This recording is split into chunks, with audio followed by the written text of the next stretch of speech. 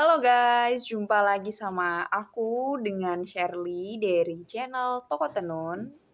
Nah, kalau kemarin aku udah banyak banget review tentang produk-produk yang ada di Toko Tenun ini, mulai dari kain atau baju ready to wear, aksesoris, dan lain-lain. Tetapi di video kali ini aku bakal mengulik lebih dalam tentang keunggulan dan kelemahan di kain tenun. Nah, apa aja sih itu?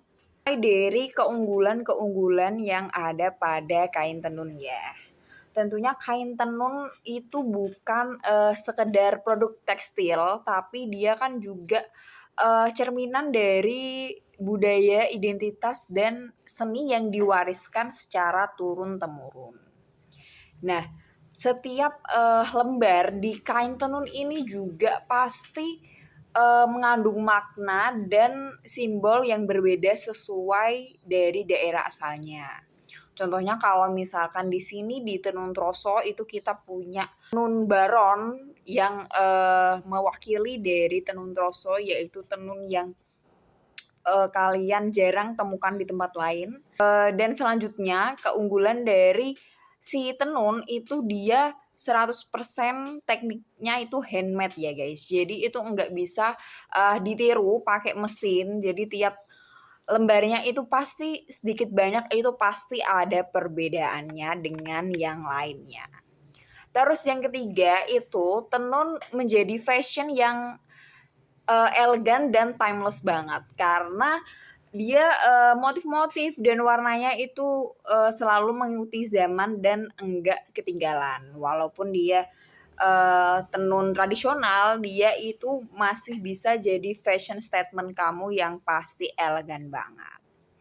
Terus yang keempat, tenun juga mendukung keberlanjutan dari pengrajin lokal ya. Jadi dia itu 100% masih menggunakan tenaga manusia dan kita pastinya masih mendukung pengrajin lokal tetap berkarya membuat kain tenun ini. Dan yang terakhir, nilai investasi yang tinggi dan jadi salah satu koleksi yang unik banget buat kalian punya gitu.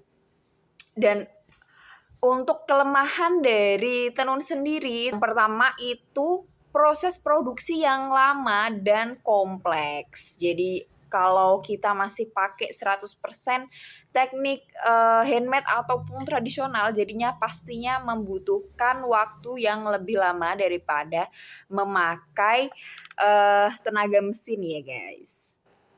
Terus kelemahan kain tenun yang kedua itu biayanya yang cukup tinggi dan daya saing pasar. Jadi lamanya proses produksi itu berdampak pada tingginya biaya pembuatan. Dan bahan baku berkualitas dan tenaga kerja itu kan juga membutuhkan biaya yang lebih ya. Jadi daripada kalau pakai mesin kan biasanya cuma butuh perawatan atau maintenance dari si mesinnya. Kalau pakai tenaga manusia kan pasti biayanya cukup tinggi karena langsung dilakukan oleh si manusianya itu. Jadi perawatannya butuh ekstra lah. Terus yang ketiga itu minimnya regenerasi pengrajin. Jadi kebanyakan itu di Troso sendiri itu para pengrajinnya itu udah yang udah yang dahulu-dahulu, maksudnya udah cukup berumur lah. Jadi untuk anak muda zaman sekarang itu nggak tertarik gitu untuk jadi pengrajin tenun. Mimin juga nggak tahu ya apa alasannya. Jadi salah satu kelemahan dari si kain tenun ini. Terus dia juga dampak dengan tekanan globalisasi dan fast fashion.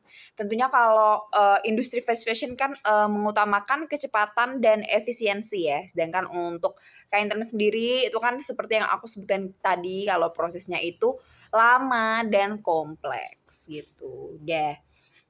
Mungkin segitu dulu video dari aku tentang keunggulan dan kelemahan tenun yang bisa dijadikan bahan pertimbangan kalian sebelum membeli kain tenun. Kalau kalian ada yang mau ditanyakan lebih lanjut, kalian juga bisa menghubungi nomor aku yang ada di bawah ini. Oke guys, see you.